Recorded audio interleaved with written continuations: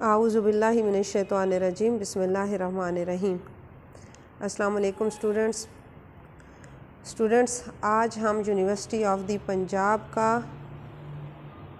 First semester کا 2014 کا paper solve کریں گے۔ سبجیکٹ اسلامیات اور جو پیپر کا سبجیکٹ کوڈ ہے ISE 111۔ تو اس کا پارٹ 2 جو کوسچن نمبر 1 ہوگا، جو حصہ معروضی ہوگا، اس میں کوسچن نمبر 1 کے 10 مارکس ہوں گے۔ اس وقت ہمارے سامنے پارٹ 2 ہے اور اس میں جو سٹارٹ میں لکھا ہوا ہے کہ attempt this paper on separate answer sheet provided, کہ آپ لوگوں نے اس کو آنسر شیٹ پر اس سارے پیپر کو سالو کرنا ہے۔ اور اس میں اب کوسچن نمبر 2 جو دیا ہوا ہے اس کے 2 اجزاء ہیں۔ پہلا جز ہے کہ درج ذیل آیت مبارکہ کا ترجمہ اور تشریح کریں، اور جو دوسرا جز ہے وہ ہے زیر نظر حدیث مبارکہ کا ترجمہ اور تشریح کریں۔ تو ان دونوں کے ٹوٹل مارکس جو بنتے ہیں وہ ہیں 10۔ یہ جو لکھا ہوا ہے 3 + 2 = 5، اس کا مطلب ہے 3 نمبر ترجمہ کے ہیں، 2 نمبر تشریح کے ہیں۔ تو اب آپ لوگوں نے تشریح جو ہے وہ 2 نمبر کی مناسبت سے کرنی ہے، اتنی کم بھی نہیں کرنی لیکن مفہوم اچھی طرح واضح ہو جائے، اور ترجمہ جو ہے وہ بالکل صحیح انداز میں کرنا ہے۔ اسی طرح جو حدیث ہے اس کا بھی ترجمہ 3 نمبر کا ہے اور تشریح جو ہے وہ 2 نمبر کی ہے۔ تو ہم آغاز کرتے ہیں، بسم اللہ الرحمن الرحیم۔ اب سوال نمبر 2 کا جو پہلا جز ہے اس میں ہے آیت دی ہوئی ہے کہ اس کا ترجمہ اور تشریح کریں، اور آیت کیا ہے؟ لَقَدْ كَانَ لَكُمْ فِي رَسُولِ اللَّهِ أُسْوَةٌ حَسَنَةٌ۔ آپ لوگوں نے یہ آیت پڑھی ہوئی ہے، سورہ احزاب کی آیت ہے۔ لَقَدْ كَانَ، بے شک، کانا تھا، لَكُمْ تمہارے لیے، فی میں، رسول اللہ، اللہ کے رسول صلی اللہ علیہ وسلم، اسوۃ نمونہ، اور حسنۃ بہترین، بے شک تمہارے لیے رسول اللہ صلی اللہ علیہ وسلم کی زندگی بہترین نمونہ ہے۔ یا اس کو جب آپ تشریح کرو گے، اگر آپ اس کا ترجمہ یہ کرتے ہو کہ بے شک تمہارے لیے رسول اللہ صلی اللہ علیہ وسلم کی زندگی میں بہترین نمونہ تھا، تو پھر آپ تشریح میں یہ بہت اچھی طرح واضح کرو گے کہ سیاق و سباق جو بتا رہا ہے وہ سورہ احزاب میں جو غزوہ احزاب کے واقعات تھے، اور ان غزوہ احزاب کے واقعات کو بیان کرتے ہوئے اللہ تعالیٰ نے محمد مصطفیٰ صلی اللہ علیہ وسلم کا مقام و مرتبہ بتاتے ہوئے فرمایا کہ تمہارے اندر تو رسول اللہ کی ذات موجود تھی، تمہارے اندر تو آپ صلی اللہ علیہ وسلم کی زندگی بہترین نمونہ موجود تھی، تو تمہیں کسی اور طرف دیکھنے کی قطعاً کوئی ضرورت نہیں تھی۔ یہ تو ایک آیت کا سیاق و سباق ہے، لیکن آن دی ہول جو قیامت تک آنے والے لوگوں کے لیے محمد مصطفیٰ صلی اللہ علیہ وسلم کی زندگی جو ہے وہ اسوہ حسنہ، بہترین نمونہ قرار دی گئی ہے۔ یعنی کہ ہم زندگی کے کسی بھی زندگی کا کوئی بھی پہلو ہو، اس پہلو کو اگر ہم رسول اللہ صلی اللہ علیہ وسلم کی زندگی کو دیکھتے ہیں تو ہمیں ہر طرح کا جو ہے وہ عملی ثبوت مل جاتا ہے۔ یعنی کہ آپ صلی اللہ علیہ وسلم کی زندگی ہمارے لیے بہترین نمونہ ہے۔ اگر ہم شاگرد ہیں تو ہم اصحاب صفہ کو دیکھیں، اگر ہم استاد ہیں تو ہم محمد مصطفیٰ صلی اللہ علیہ وسلم کی تعلیم اور تربیت اور تزکیہ نفس کو دیکھیں، جو انہوں نے جو ہے وہ جس طرح وہ معاشرہ جو جاہل معاشرہ تھا اور اس میں جو ہے وہ تہذیب و تمدن پیدا کی۔ اگر کوئی شوہر ہے تو وہ حضور صلی اللہ علیہ وسلم کی زندگی کو دیکھے کہ انہوں نے کس طریقے سے اپنی بیویوں کا خیال رکھا اور کہا کہ تم میں سے سب سے بہتر وہ ہے جو اپنے گھر والوں کے لیے بہتر ہو۔ اور اسی طرح اگر کوئی بیٹیوں کا باپ ہے تو وہ بھی حضور صلی اللہ علیہ وسلم کی زندگی کا نمونہ دیکھے، کوئی جو ہے وہ فوج کا کمانڈر ہے تو وہ بھی حضور صلی اللہ علیہ وسلم کی زندگی کو دیکھے، کوئی تاجر ہے تو وہ بھی حضور صلی اللہ علیہ وسلم کی زندگی کو دیکھے، اگر کوئی نوجوان ہے تو وہ بھی حضور صلی اللہ علیہ وسلم کی زندگی کو دیکھے۔ الغرض آپ صلی اللہ علیہ وسلم کی زندگی ہم سب کے لیے بہترین نمونہ ہے۔ تو یہ آپ لوگوں نے پہلے ترجمہ اور اس کے بعد پھر اس کی مختصر تشریح کرنی ہے۔ جی، اب دوسرا جو جز ہے وہ ہے کہ زیر نظر حدیث مبارکہ کا ترجمہ اور تشریح کیجیے۔ تو حدیث مبارکہ ہے ان عثمان بن عفان رضی اللہ تعالی عنہ عن النبی صلی اللہ علیہ وسلم قال خیرکم من تعلم القرآن وعلمہ۔ ان کا مطلب سے، عثمان بن عفان، حضرت عثمان بن عفان رضی اللہ تعالی عنہ سے روایت ہے،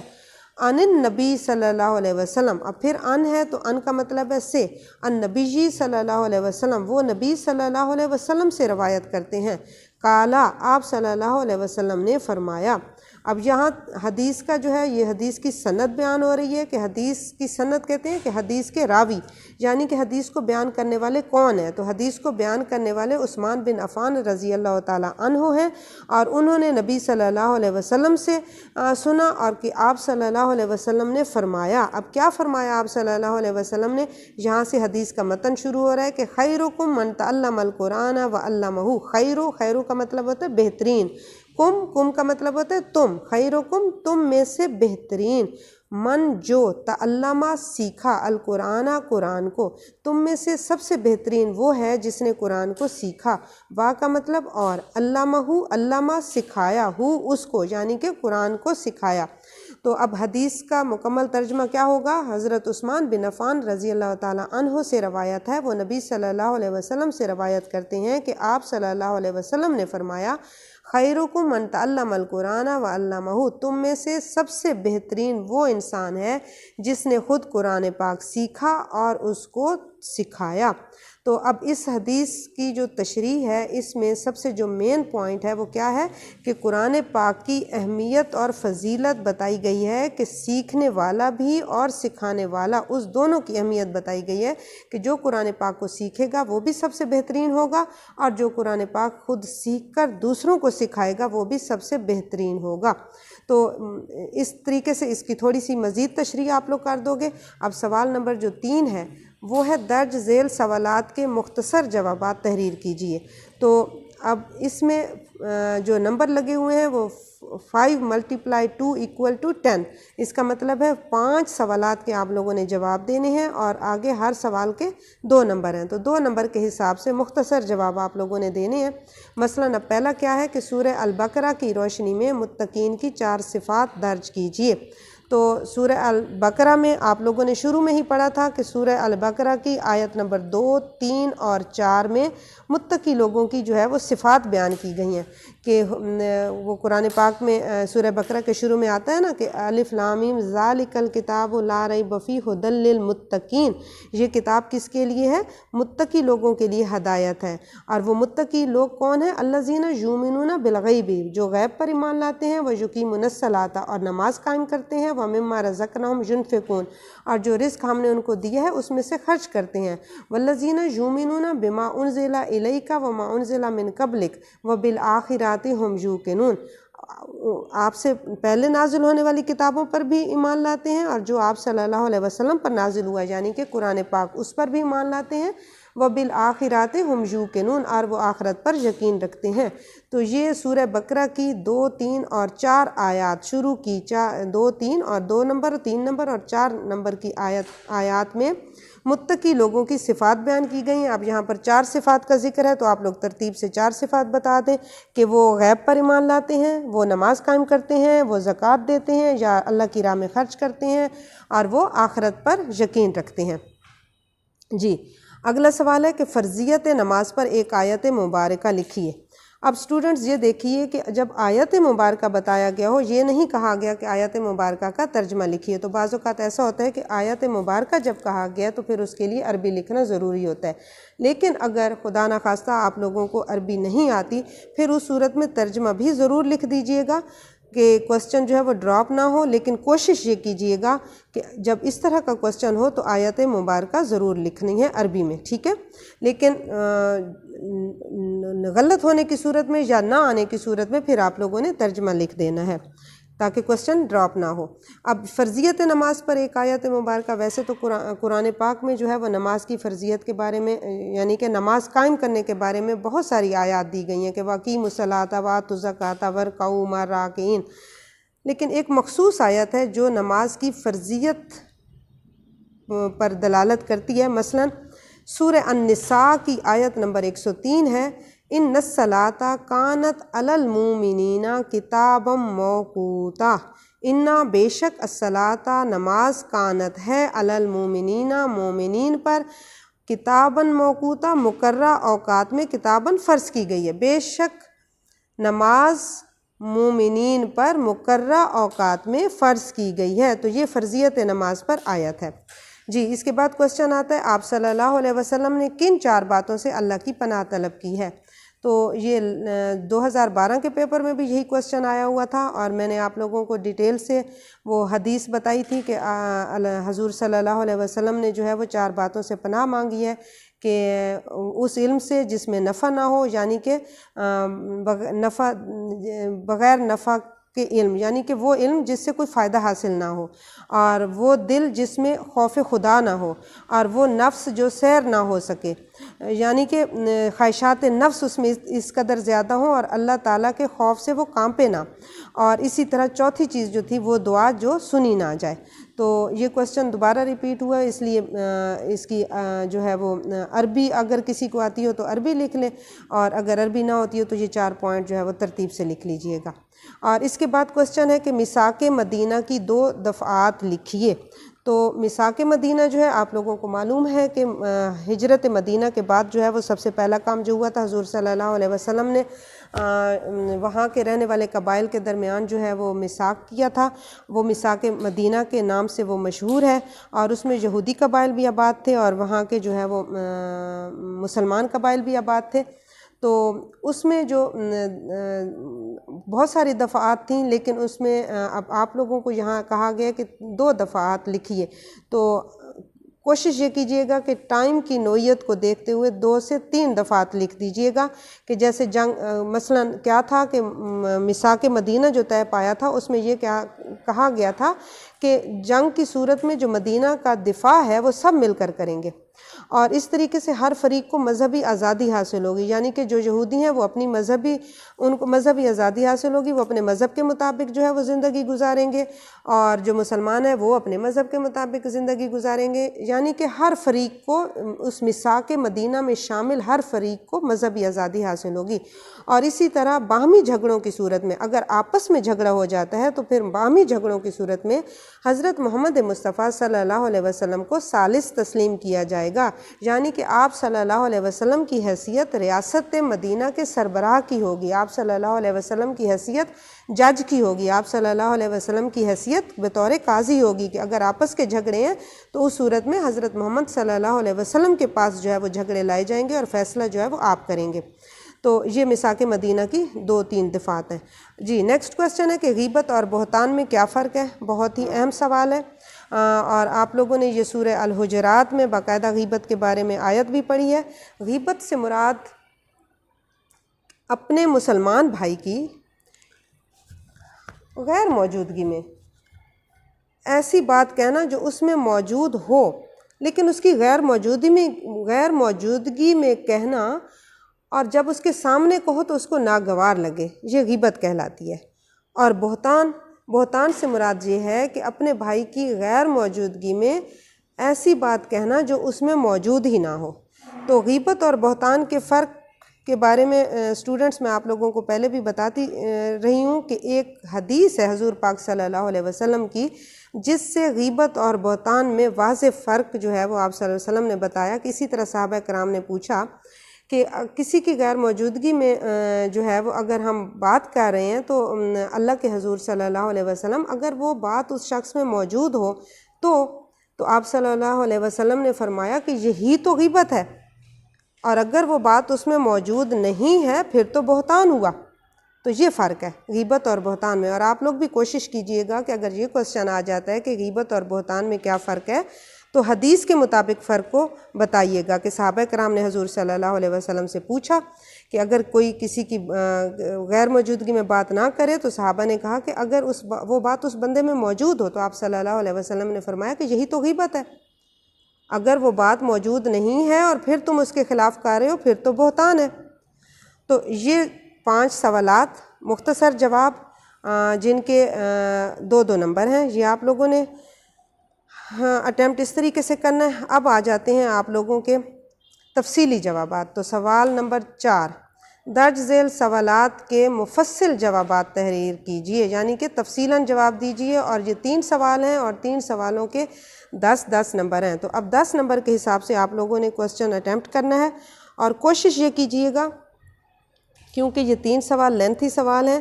تو یہ جو مختصر سوال ہیں ان پر آپ لوگوں نے ٹائم بہت تھوڑا لگانا ہے، اور ان کو جو ہے وہ حساب کرنا ہے آپ لوگوں نے کہ اب کتنا ٹائم باقی ہے۔ ٹائم کو آپ لوگوں نے ڈیوائیڈ کر لینا ہے کہ 2 گھنٹے اور 30 منٹ اگر لکھا ہوا ہے تو پھر اس میں ان 3 کے لیے اگر 20 سے 25 منٹ، تو 20 سے 25 منٹ کافی ہوتے ہیں ایک کوسچن کو اٹیمپٹ کرنے کے لیے۔ تو اب پہلا جو سوال ہے وہ کیا ہے کہ صلح حدیبیہ حالات و واقعات کی روشنی میں مفصل بیان کیجیے۔ تو اب سب سے پہلا تو آپ لوگوں نے یہ یاد رکھنے کے جو پوائنٹس ہیں وہ یہ ہیں کہ صلح حدیبیہ حالات و واقعات کی روشنی میں مفصل بیان کیجیے۔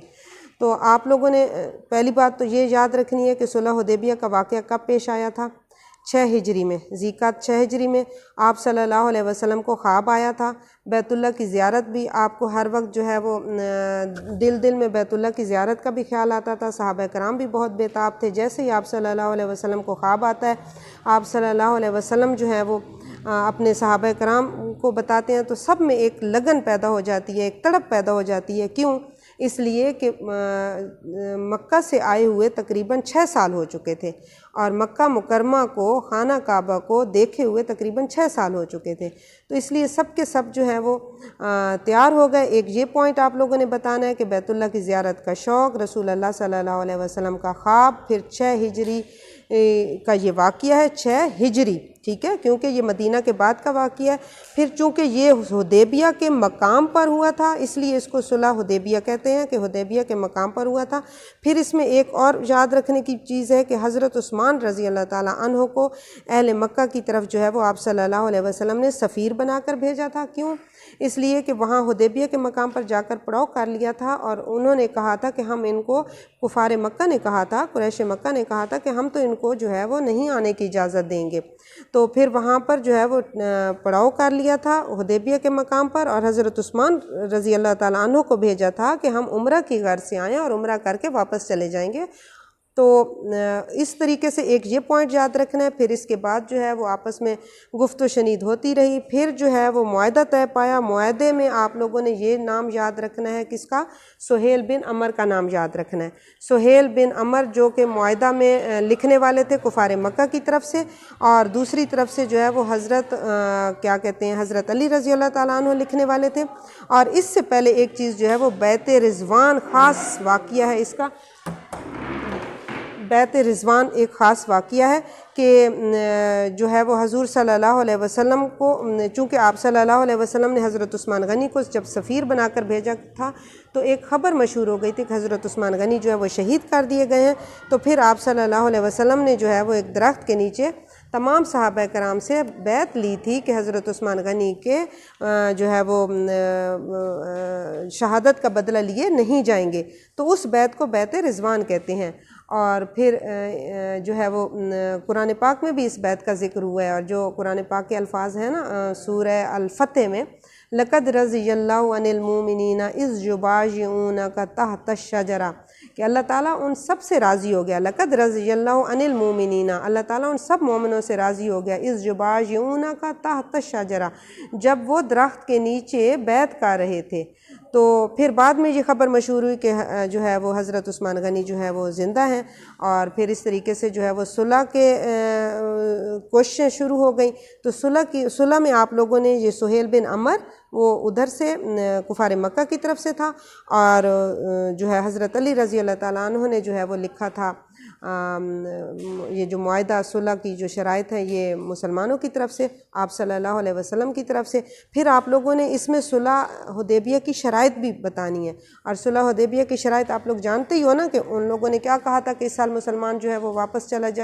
چلے جائیں گے، اگلے سال جو ہے عمرہ کی غرض سے آئیں گے، 3 دن قیام کریں گے اور اپنی جو ہے وہ تلواریں نیام میں رکھیں گے اور وہ عمرہ کر کے واپس چلے جائیں گے۔ اور اس کے علاوہ ایک اور بھی کڑی شرائط تھیں کہ مکہ سے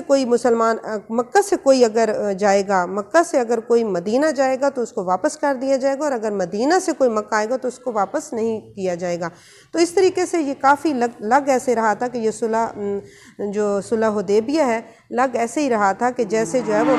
مسلمانوں کے حق میں نہیں ہوئی۔ تو صحابہ کرام جو ہے وہ کافی پریشان تھے، تو حضرت محمد مصطفیٰ صلی اللہ علیہ وسلم کو اللہ تعالیٰ نے پھر یہ خوشخبری سنا دی تھی کہ اِنَّا فَتَحْنَا لَكَ فَتْحًا مُبِينًا۔ تو آپ لوگوں نے یہ بھی پھر لکھنا ہے اس طریقے سے، اس صلح حدیبیہ کے حالات و واقعات کو جو ہے وہ 10 نمبر کے حساب سے آپ لوگوں نے پھر اس کے تھوڑے سے آگے جا کر آپ لوگوں نے اس کے رزلٹ بھی بتانے ہیں کہ اثرات کیا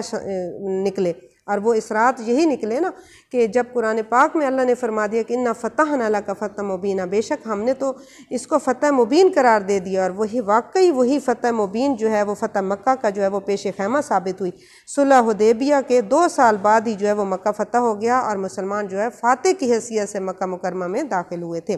جی اگلا کوسچن ہے، خطبہ حجت الوداع بنیادی انسانی حقوق کا عالمی منشور ہے،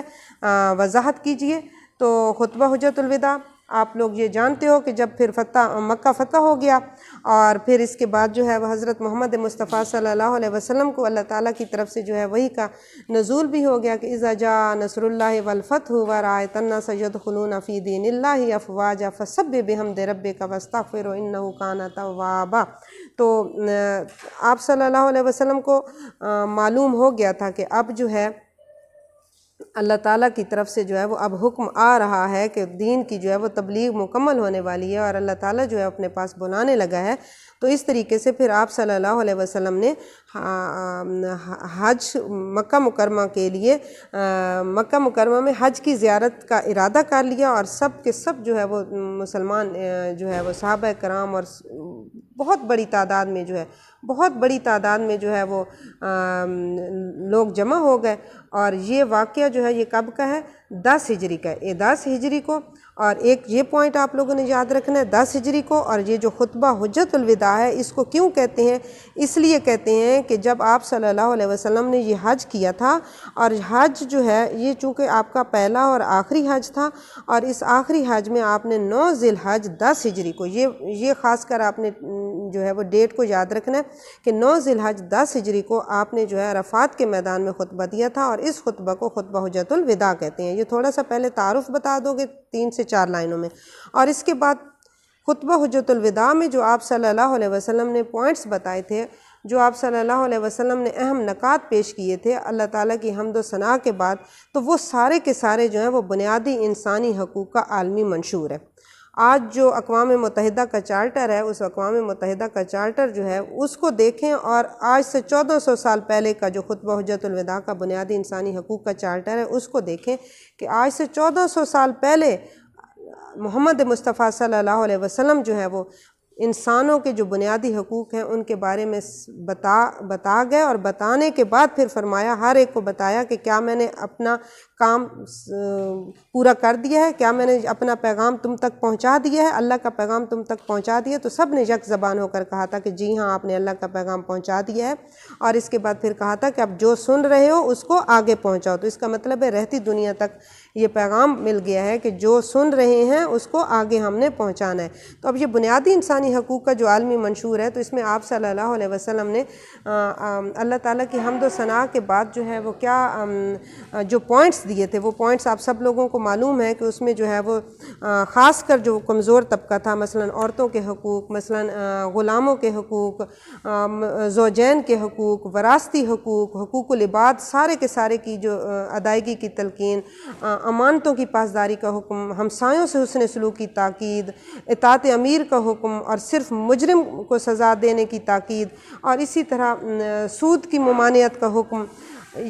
قتل و غارت کی ممانعت کا حکم، یہ سارے جو ہیں وہ یہ بنیادی انسانی حقوق کا ہی عالمی منشور ہے۔ تو اس طریقے سے آپ لوگوں نے پھر وہ پوائنٹ بتانے ہیں جو محمد مصطفیٰ صلی اللہ علیہ وسلم نے خطبہ حجت الوداع کے موقع پر فرمایا تھا۔ اور پھر آخر میں جو آپ صلی اللہ علیہ وسلم نے رہتی دنیا تک کے لیے پیغام چھوڑا تھا، وہ پیغام بھی ضرور بتاؤ گے۔ وہ کیا پیغام دیا تھا کہ میں تمہارے پیچھے 2 چیزیں چھوڑے جا رہا ہوں، اگر ان کو مضبوطی سے تھامے رکھو گے تو کبھی گمراہ نہیں ہوگے۔ ایک کون سی چیز ہے؟ کتاب اللہ، اور دوسری کون سی چیز ہے؟ سنت رسول صلی اللہ علیہ وسلم۔ جی اب کوسچن نمبر 3 ہے، ثقافت سے کیا مراد ہے، اور نیز اسلامی تہذیب و ثقافت کی بنیادی خصوصیات درج کیجیے۔ اب اس میں بالکل واضح کوسچن ہے، ثقافت سے کیا مراد ہے؟ نیز اسلامی تہذیب و ثقافت کی بنیادی خصوصیات درج کیجیے۔ تو اس طرح کے جو سوالات آتے ہیں نا، تو اس میں آپ لوگ کوشش یہ کیا کریں کہ کم از کم، جیسے اب خطبہ حجۃ الوداع کا تھا کہ بنیادی انسانی حقوق کا عالمی منشور ہے، تو کم از کم آپ لوگوں نے 10 پوائنٹ ضرور دینے ہیں، تاکہ جو ایگزامینر ہے، جو پیپر چیک کرنے والا ہے، اس کو کوئی جواز ہی نہ بن سکے کہ پوائنٹس جو ہیں وہ کٹ جائیں، کیونکہ 10 نمبر کا کوسچن ہے اور کم از کم 10 پوائنٹ ہوں اور سٹارٹ میں ایک پیراگراف ہو، تو پھر ایک اچھا جو ہے وہ آپ لوگوں کا جواب تصور ہوگا۔ اسی طرح ثقافت سے کیا مراد ہے، تو پہلے آپ لوگوں نے اس کا مفہوم بتانا ہے ثقافت کا، اور اس کے بعد اسلامی تہذیب و ثقافت کی جو بنیادی خصوصیات ہیں، تو خصوصیات بھی کم از کم آپ لوگوں نے 10 پوائنٹس خصوصیات کے بھی بتانے ہیں۔ تو اب ثقافت، یہ جو تہذیب ہے، تمدن ہے، ثقافت ہے، یہ تقریباً جو ہے وہ کلچر ہے، انگلش میں اس کو کلچر بولتے ہیں، تو یہ تقریباً جو ہے وہ ہم معنی الفاظ ہیں۔